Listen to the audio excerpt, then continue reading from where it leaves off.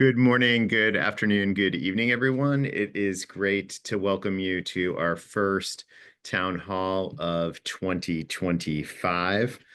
Today's session will be slightly shorter than usual, but we are moving to a different format in response to all of the great ideas that people have been providing the comms team over the past several months. So today we're going to have an extended conversation between two of our global directors, Maria Mercedes Salmon in Mexico City and Diraj Mehra in Mumbai. They're going to talk about their work. And this is in response to people's inquiries throughout the global network about wanting to learn more about what's going on in specific sites and how different teams and leaders and geographic locations are responding to and advancing our global work together. So with that, I'll turn it over to Maria Mercedes and Diraj. Join me in giving them the virtual welcome of your choice. Thank you, Michael, and welcome everyone to this special edition of our internal town hall called NDG Global Locations in Focus. Today, Dheeraj and I are very excited to share insights about our work in Mexico and in Mumbai, helping you to get to know us a little bit better and, of course, the good work that we're all trying to do across the globe. That's right, Maria Mercedes. We're going to discuss our experiences, challenges, and successes in our locations, how we collaborate with the broader ND network, and pretty much what the future holds for us.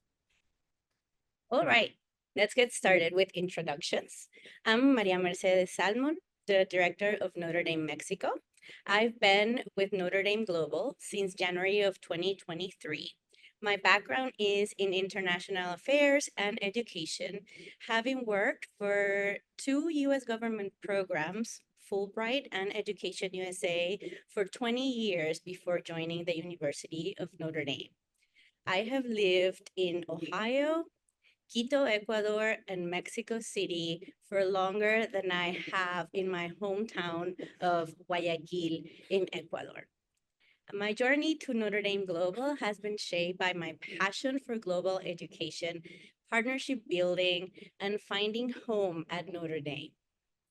Over the course of these 2 years, I have worked with multiple stakeholders, including high schools, universities, US and local government agencies, the private sector, and of course, my wonderful team in Mexico to strengthen Notre Dame's presence in Mexico and Central America. What about you, Dheeraj? Well, I am Dheeraj Mehra, the director of Notre Dame Mumbai. I joined ND Global way back in January of 2016, so almost 10 years now. I graduated from Notre Dame in 1996 with a degree from Mendoza. And unlike you, Marie Mercedes, I actually returned back to the home that I was born, and I've been living here since, immediately after I graduated. I spent the next 20 years as a struggling entrepreneur in the field of ready-made garments. During that time, I was fortunate to meet my wonderful wife, Suparna, and we were married back in 2003. We have one son, Samay, who's presently a sophomore at Notre Dame, and will be embarking on his own study abroad journey to London in the fall of 2025. My path to Notre Dame Global has been a bit different. It's been driven by my own love for both the university and India, and a personal interest in fostering a strong bond between Our Lady's University and my country. Over time, I've built a strong relationships between Notre Dame and Indian institutions, enabling our students to engage in research and learning, social impact projects, and academic exchanges.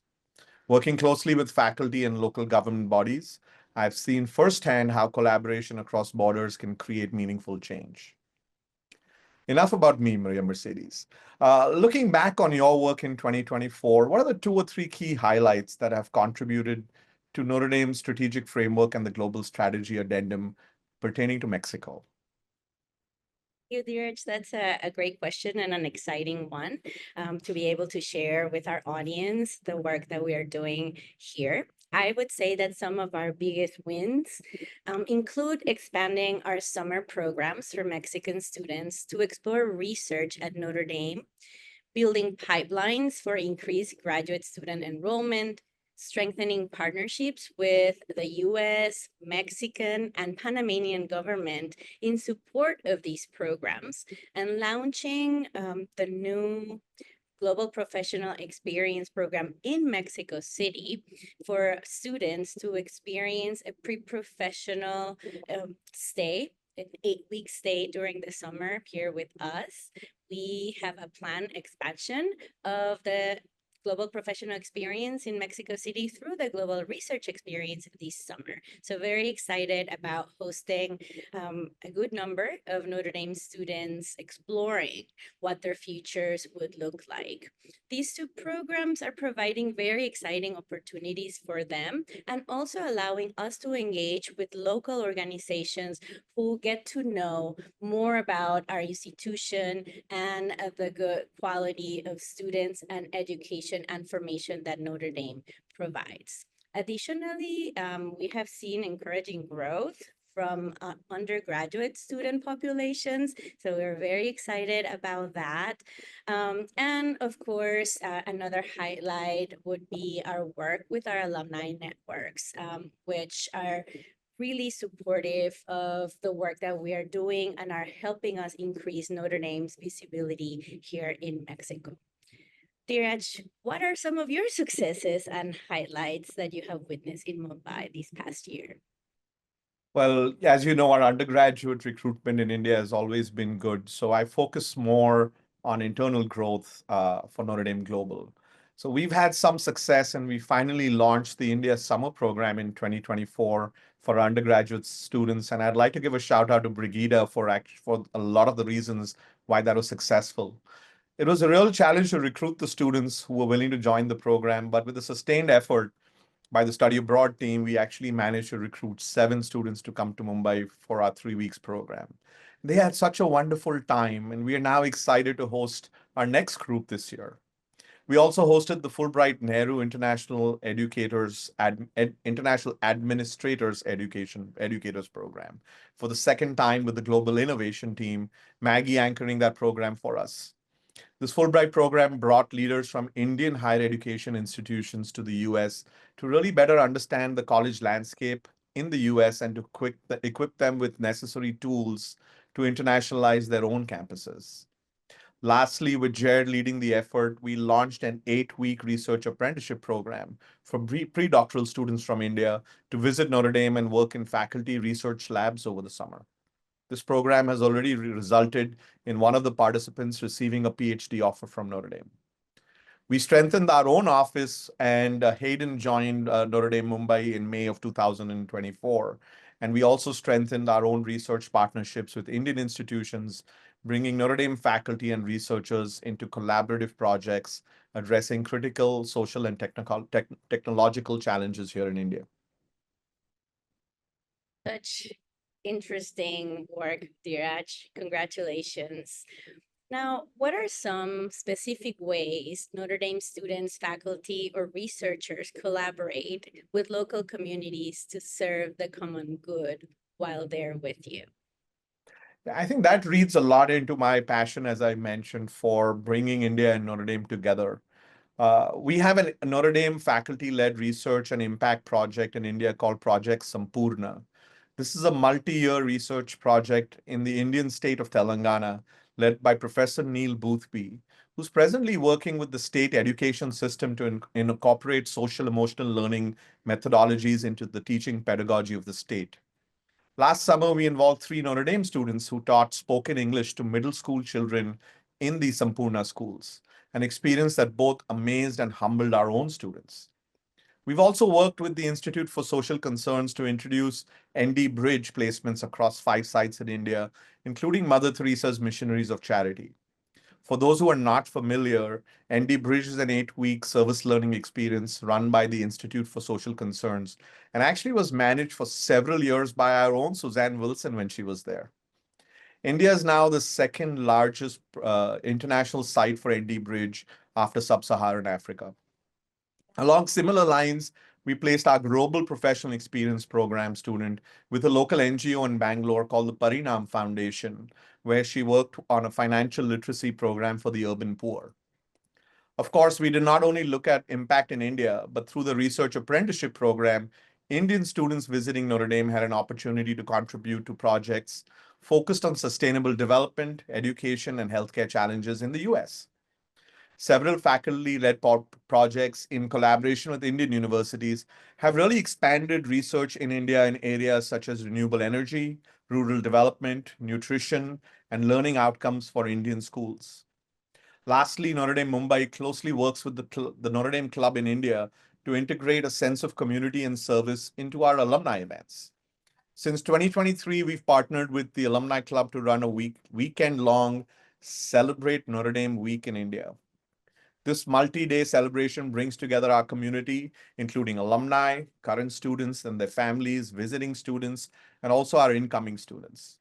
Last year, we had about 80 attendees for our celebrations, which also included an ISSA-led pre-departure orientation for our new students, a lecture on making India poverty-free in our lifetime, a fun monsoon trek to a 3rd century cave system in Mumbai, our annual student send-off, a Sunday mass, and tons of opportunities to make new friends, build new relationships, and enjoy some great food and activities, just to celebrate the Notre Dame community here in India. Leah Zimmer, Zaina, Jackie, and Catherine Leong have attended these celebrations here, both in some in 23 and some in 24. And I could keep going on more ways that we engage with the community, Maria Mercedes. But enough about India. What about your work in Mexico?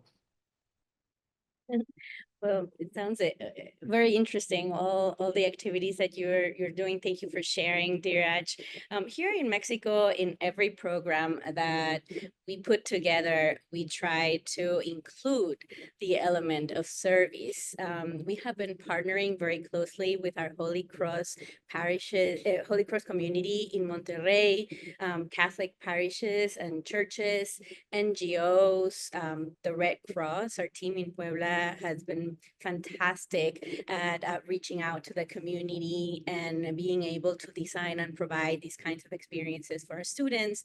We also leverage our partnerships with local universities who are true experts on service, and our students, faculty, administrators, and alumni also participate and engage in these sorts of activities. The range of the possibilities and what's out there could go from supporting global health and migration initiatives, again, Puebla, Monterrey, Mexico City, Tijuana, some of the southern states, when possible, and focusing on primarily human health, human dignity, and development.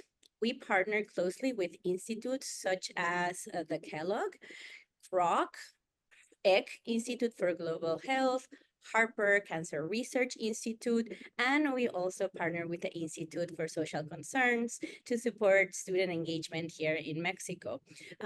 I'm very excited. Yesterday, we received emails from the Institute for Social Concerns telling us that we will host 11 students in Mexico this summer, which adds up to our GPE and GRE students, and we'll end up hopefully with more than 20 students in Mexico this summer. Of course, these efforts only help us strengthen the relationships we have with local partners and governments, and ensuring that the projects and the programs that we are developing here have long-standing impact. Additionally, our students have had the opportunity to work on social entrepreneur projects, even during the pandemic. Lisette in Puebla can share the great experience that they all had. And these projects allow us to create scalable solutions to issues that of course, we need to address, such as economic development, environmental impact, food insecurity, and access to education, to name a few. I don't know. I'm always inspired when I listen to what any of our global directors do in other locations, and I keep wondering what else can we do in India. But let's look forward a bit, maybe, Maria Mercedes. Looking ahead, what are you most excited about for these coming next maybe couple of years? It all is exciting. We all want to do so much, everything. And I think it's always the hardest question as when we meet as the global leadership team and it is why will you stop doing? That is just very troubling for me.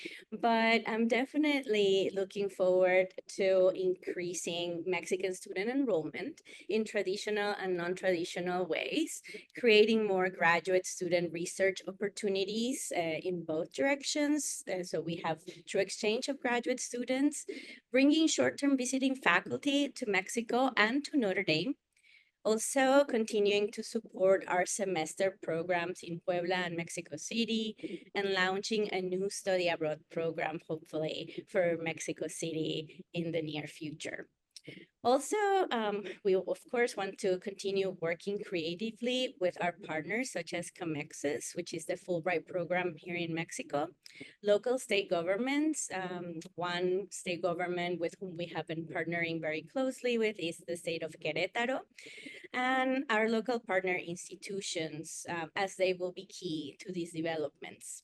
Additionally, we have a few projects that have been presented as proposals to work with the city of South Bend, as the fastest growing minority in South Bend are Latinos, and in particularly Mexicans. So stay tuned for those projects, which are very exciting. Yeah, I don't think many people in this room realize that the fastest growing minority population in South Bend are Latinos, but it's good to know. Here in Mumbai, we're trying to do a lot to further the university's global strategy, the strategic framework and our global strategy addendum that was released earlier last year. I'm excited for mostly this coming year of welcoming our first semester student here in India at the Ashoka University in Delhi. This is part of a newly launched semester exchange program with them. And maybe some people in the Zoom room have met or interacted with the two Ashoka students that were on campus last semester. I'm also working in the coming year to expand Mendoza's EMBA Global Immersion to include India in 2026. And we are building programs to strengthen faculty collaborations through short-term faculty exchanges, similar to what you're doing, but with key Indian partners. We are also looking, and we've planned an Irish history conference in March of 2026. And I'm going to be working closely with Emer and the Dublin team, along with the Keogh Norton Institute, to really make sure that conference is a grand success.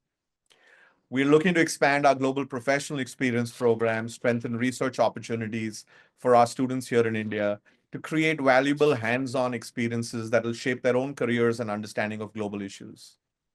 And to help streamline these and other planned activities here in India, I'm really excited to tell you I'm closely working with Reagan and Brian to set up a legal presence here in India, which will unlock so many more opportunities for us to work with the Indian government, to work with Indian institutions and businesses, and hopefully streamline the work and efforts that we're doing here in the subcontinent. I say this with admiration for the work that you have been doing, and I cannot wait for us also to be where you are with the representation entity in Mexico, and also starting to develop some cross-regional programs for Notre Dame, Mexico, and other regions of the world. Now, it all sounds wonderful. We have a lot of great examples to share and best practices of the work that has been keeping us busy. But what about challenges, Dheeraj? What are some of those hiccups that you face every day? Oh, where do we start? There are quite a few of them, but let me just try and bring a few that I feel are important for us as a group to realize, especially where India is concerned. I think one of our biggest hurdles regarding Notre Dame Mumbai is recruitment for our programs. Many Notre Dame students still don't know enough about India and the incredible opportunities that we can offer through our programs. Raising awareness and encouraging participation remains a real key focus area for us.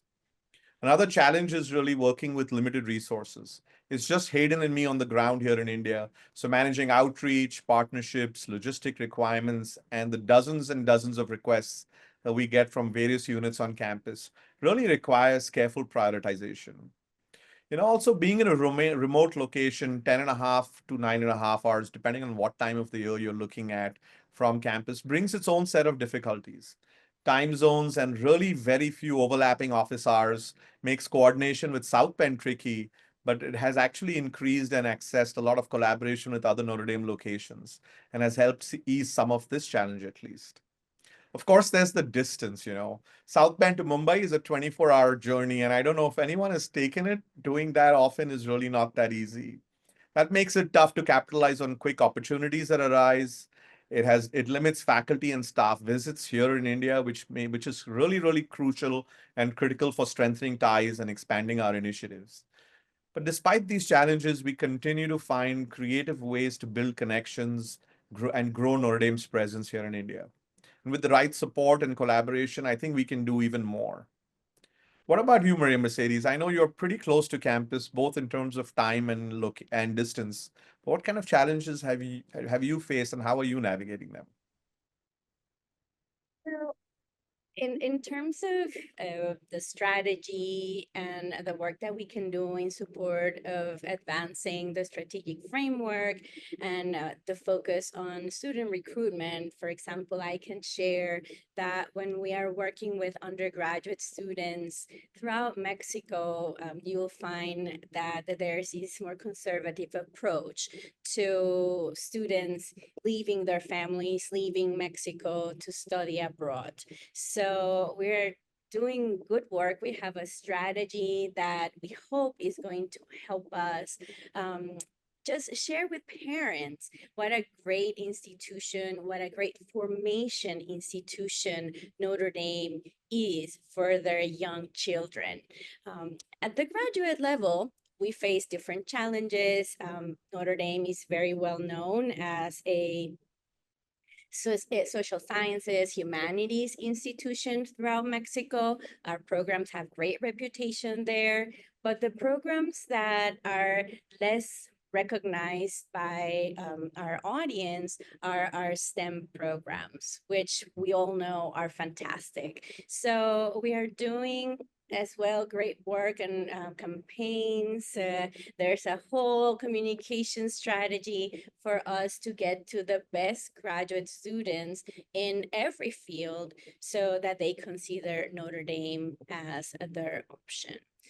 Thankfully, we have pathways to Notre Dame these days, and that has eliminated the cost challenge, which before September was also, one of those, I guess, longer conversations that we would have as we engage with the public. The other big challenge I would say that we face is the perception of Mexico's security and getting Notre Dame students to choose to study abroad or engage in some experience here in Mexico. Again, our team is putting together some really creative ways in which we are educating our students and their families about how they can be here and they will be perfectly fine here and have a really great and enriching experience. Last, I will share that sometimes working with our faculty and trying to just invite them to come down to Mexico and maybe explore collaboration with institutions. Mexico is such a large country, very vast in terms of the number of higher education institutions that we have, almost as comparable as the United States. But our faculty are mainly aware of 2 or 3 of those 3,000 institutions that we have here. So it's been an educating process as well. And it takes a lot of time and conversation with our faculty to make sure that they also are aware of opportunities in the different institutions and those 3 that they are familiar with. So Yeah, that's looks like we've got similar yet different challenges, but I definitely agree with you that Pathways to Notre Dame is going to be a game changer for us in the long term. And really thinking long term and looking ahead, I'd love to hear your perspective on what the long term impact you feel your work has, maybe over the next, let's say, decade rather than just a couple of years. What do you really see are the key outcomes that you think Notre Dame will benefit from your efforts in Mexico? this is a topic I'm very passionate about. and it's the need today more than ever to understand how important the work that we are doing is. In particular, Mexico and the United States are not only neighbors and share a long border, we are not only each other's primary trade partners, but the growth of our nations are bound together. If one country does well, that is going to have great impact in the other country. So I think that we need to continue doing the work that we do because this is what it's going to form the future leaders with the values and empathy that are needed so much these days. And we believe that Notre Dame is one, if of a very few group of institutions that can actually provide that formation and contribute this way to the improvement and the strengthening of US-Mexico relations through academia, the work that we can do with industry, the work that we can do with local governments and the US government, supporting programming that aligns well with the strengthening of models like the triple or quadruple helix. But in particular, with ethics, we want our future leaders, we want our faculty who come down here or our faculty who visit Notre Dame to keep the human being, the human well-being, sorry, at the center of it all. Our goal is to make Notre Dame, Mexico, and Notre Dame as an institution, a key player in fostering this cross-border innovation, research, and policy dialogue. And by continuing to strengthen our partnerships, we aim to create more academic opportunities for faculty and students and expand our influence and our footprint here in Latin America. What about you, Neeraj? I'm going to answer this question more as a business major than an academic. So, our goal in Mumbai is more to position Notre Dame as a valued partner for Indian institutions and the government to align with the university's vision to be a premier global research university. We are committed to advancing the strategic partnerships that the provost speaks about that enhance global engagement and reflects Notre Dame's Catholic mission of serving the common good. We're looking at, if you really look a decade ahead, I envision Notre Dame Mumbai as a hub for research, as a hub for innovation, a space for social entrepreneurship here in Asia, leveraging our strong faculty, and the collaborations we can build with them, active student engagement, and a really deep institutional set of partnerships with key institutions in India. I'm looking to build a robust global ecosystem that will drive impact, not just for India, but I think for the world. One of the most important factors for our success will be sustained engagement, ensuring our faculty and students see India as a critical destination for research and for learning. We look to create maybe deeper, long-term partnerships with a select few Indian universities, more than the two that you mentioned for Mexico, for sure. Businesses and policymakers that align with our own strategic plan. This calls for us to lead with our expertise to enhance strategic engagement both locally and globally.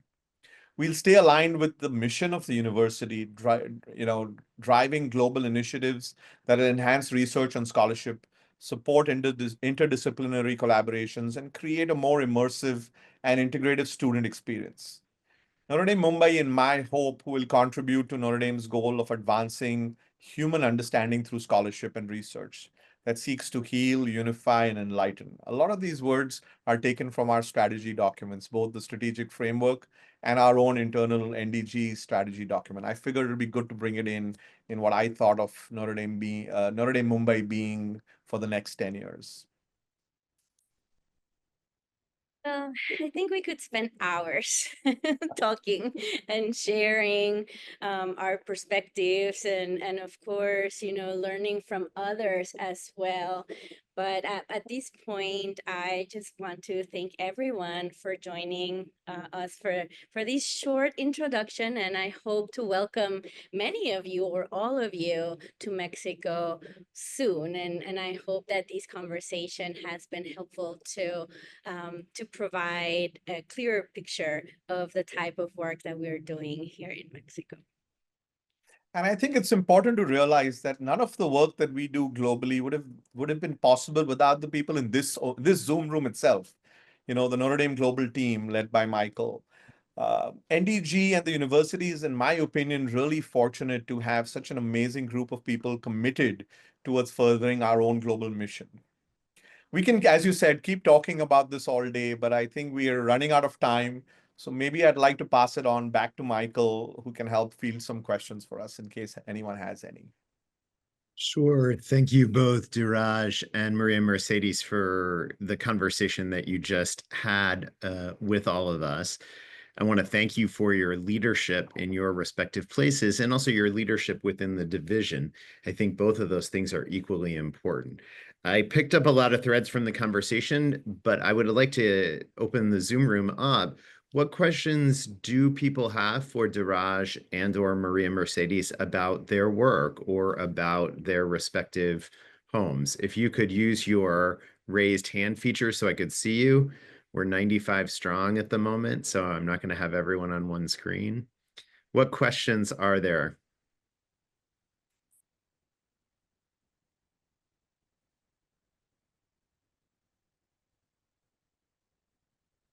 Thank you, Vittorio Montemaggi. Mille grazie. Prego. Thank you, Maria Mercedes. Thank you, Diraj. That it's fantastic to hear of all the many sort of really important things that are going on. One of the things that is striking increasingly is thinking about, you're referring to working with students, working with partners, thinking about the impact that Notre Dame can have, not just in your location, not just in your country, but broader than that as well. And I think that's something that it resonates with the experience of NDG generally, our experience in London as well. But I'd just be interested to hear further reflections on your part in terms of how you see your local sort of position having that more global relevance for the university. Maria, would you like to take that, or do you want me to take first stab? You take it first, Diraj. You know, Vittorio, I look at that every day when I get to work, and I realize one thing, and I say this to a lot of our students. We no longer are in a siloed world where what we do in India, you know, is not relevant to any other part, whether be it England or be it Mexico. By getting our students these global competencies or understanding cultures, being able to stay, live in other countries is going to be the norm. You know, you heard from Maria Mercedes. I think she spent more time elsewhere than her own hometown. And that is the reality going forward. So what we do with really getting our students to understand other parts of the world, other languages, other people, other foods, is an essence in order to have them succeed. And I think that's part of the reason why I feel Notre Dame does so well with our students going out and becoming successful post, you know, their education, be it undergraduate or graduate. So many of our students are getting these experiences just because we do pay a lot of attention to it. And the more we continue to grow and be intentional and actually build programs that our students are going to value and learn from, the kind of competencies that we speak about, I think that's what's really going to be the strength for Notre Dame going forward. I will just add that I have been fortunate enough to visit some of our global locations and identifying common challenges that our populations face and the work that it's being done with our students, with our faculty could be so easily cross globe, if you will. I'll take global health as an example. I when we hosted a delegation from the Egg Institute, it was fascinating to have conversations that were taking place here in Mexico, but involved Bangladesh, involved Kenya, involved Brazil, and the similarities that just go across the globe. So I think we are on really good track at Notre Dame Global in building the structure, the infrastructure that will allow us to, I hope not too far in the future, be able to design more cross-regional programming. It really, Vittorio, you and I have had this conversation. Josh out there, I've had this conversation with you many times about what can we do, how can we do it, and most recently in my visit to Ireland, Lisa and Emer and I had this conversation as well, as where are those meeting points, those converging points where we can just design something that would allow a more global experience, and as opposed to a more local or regional experience. Thank you both. Other questions from the Zoom room? I just want to thank you, Maria Mercedes and Diraj. It was great. We always talk, but it's nice to hear in one, at one moment, all the good things that you have been doing. And I agree with you and Vittorio and Diraj that we can do a lot for, of good work for the world. And I think all our centers, I think we have this desire, not to only work for our countries, but for the world that needs so much right now, this kind of work, and to bring peace, to bring love, to bring, good things for the new generation that is coming. So thank you so much. And I think it was everything clear. I don't have many questions, but if I have another one, I will ask. Thank you. Thank you, Thais, for those comments. I'll pick up on those themes in my closing remarks. I appreciate that. Joe Burns says, I can't unmute in this room because of the echo. You mentioned Pathways as a game changer. Could you expand a little bit on how this initiative will affect your locations? Thank you, Joe, for the question. We appreciate it. Who would like to take that? I'll go first. And thank you for the question, Joe.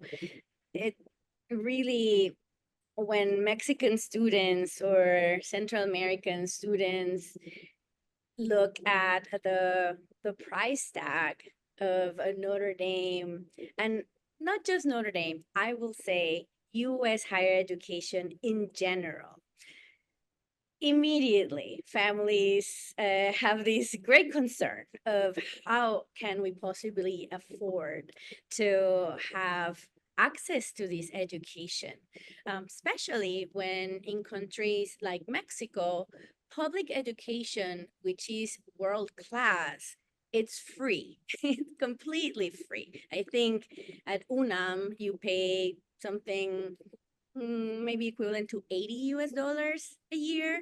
And that's just for the right to matriculate, for transcripts, etc. So, considering US education is something that at the undergraduate level primarily has been considered a privilege. Only a few, a very small percentage of the population can have access to it. And so with Pathways to Notre Dame, it just sends such a beautiful message to our global community that at Notre Dame, if you want to come and if you are the right fit, and if we are talking a little bit about that Catholic identity, that it's written, or Catholic character that it's written in our mission as an institution. The majority of Mexicans are Catholics, and the majority of Central Americans are Catholics, and they just have gotten very excited about this opportunity. So money should no longer be an issue if I am good enough, and if Notre Dame is really the best fit for me And through an application process, I can show these, I'll be able to end up in one of the greatest institutions in the United States. So I think it's just very exciting. The numbers of applications from Mexico have increased already. I've been having chats with admissions. So this is really, really exciting. I'm going to take a minute and just say something a little different from that. Affordability is always going to be the main reason why something like Pathways to Notre Dame is great. But the game changer, in my opinion, was more for Notre Dame. You know, if you talk to the admissions team, they very often take aside and put aside really strong applications because they cannot help them meet their financial need. Just imagine how much better it gets when our admissions office can really pick the best students and the best class that Notre Dame can create from the application that's received. So it's not only helpful for the students that are applying that no longer need to take a loan or can afford to come to Notre Dame, you know, for the world-class education, but it's also for the university as a game changer. We now can actually pick a really holistically great class every year that will progress and will do really well. You know, most of the most successful people in the world probably could not afford a Notre Dame education if you went back to their start. So we are opening up the doors to really brilliant minds, really amazing people, really, you know, compassionate, self-thinking people to come to Notre Dame and to get the value that we get. So besides affordability, I think the university is also going to look at this as a game changer. Thank you, Diraj and Maria Mercedes. Thank you, Joe, for the question. Before I wrap us up, please join me in thanking them again as you choose online, Diraj and Maria Mercedes, for their conversation and for their work on behalf of Notre Dame. Thank you both. Please let the comms team know how you feel about this kind of format, and if you would like more of it, would you like difference, please keep the comments coming so that we can make this time valuable. I want to wrap up by building upon this great conversation. I just came back last night from a 3-day conference in Houston for the Association of International Educational Administrators. That's for senior international officers from colleges and universities around the world. Throughout the 3 days, what struck me about meeting old friends, making new friends, hearing from colleagues about best practices, was that we are in an incredibly enviable and fortunate place compared to much of US higher education. Maria Mercedes talked in her remarks about Notre Dame has an opportunity to imagine its presence in a global way, as did Diraj. And what I felt in the conference as I went to panel after panel about international students and scholars, the current geopolitical landscape, finance and fundraising in higher education, international higher education. In each session, what struck me was that our teams around the world and here in South Bend are doing those best practices already. It's interesting, when I went to pick up my registration materials, at the badge station where you picked up your badge, you could choose lots of different phrases that talked about who you were: first timer, old comer, eager about whatever. And one of the things said glass half empty. And I thought, that's really kind of strange. And I thought to myself, why would anyone choose that? I actually am so proud of the work that we are doing, and you should be proud of that work. Not only that should you be proud, but I think we should take this opportunity to recognize, as we move forward with the next phase of the strategic plan, which I'll talk about in 1 second, that our glass is really fully full. By that, I mean the work you are doing, no matter where you are in this network, is radical and transformative. And we should never underestimate that, now more than ever. What I heard at the conference, on a sobering note, with people from all around the world, was concern about the ability to continue to provide global experiences for students and faculty because of geopolitical realities, because of cash flow, because of the economy, because of concerns about tension between borders. What we are doing at Notre Dame Global and the University of Notre Dame is something that is countercultural. I really want to stress that to you. So no matter where you are, working across boundaries as you had, Diraj saying, yes, we've had Zaina and Leah, and we've had Jackie, right? That kind of cross-border work, or Maria Mercedes saying, yes, when I was with Lisa and with Emer and their teams, that don't underestimate that. We take it for granted because our global network is strong and because we are making a difference in the lives of our faculty and students. Keep doing that. Keep doing that amidst all the pressures that you may feel locally or regionally or nationally to do otherwise, to retreat, to become siloed.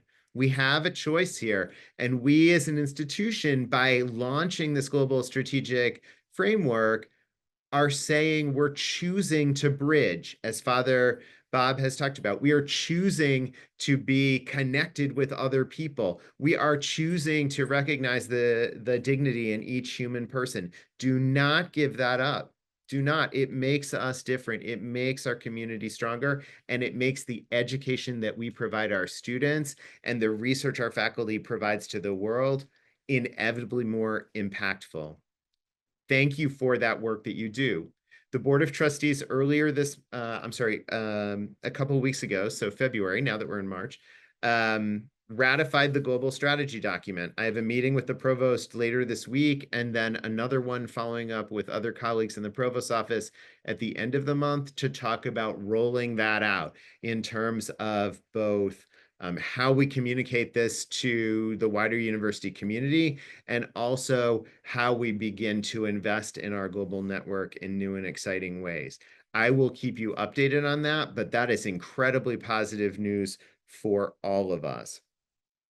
Please know that as we do that, you'll continue to have the chance to ask yourself, what do I keep doing? What do I put aside? How do I make sure that we're advancing in a way that keeps us, as you've heard me say time and time again, in good formation? The document plus our own global strategy, as both Diraj and Maria Mercedes talked about, will enable us to do that. And we've actually done the work. We have trained for this moment, and it's really exciting to see where we go next. And I can tell you from having just come back from both Mexico and Brazil that our global partners are really excited by what we're doing here at Notre Dame. And it's refreshing to them because what they're seeing from other international partners is the reverse.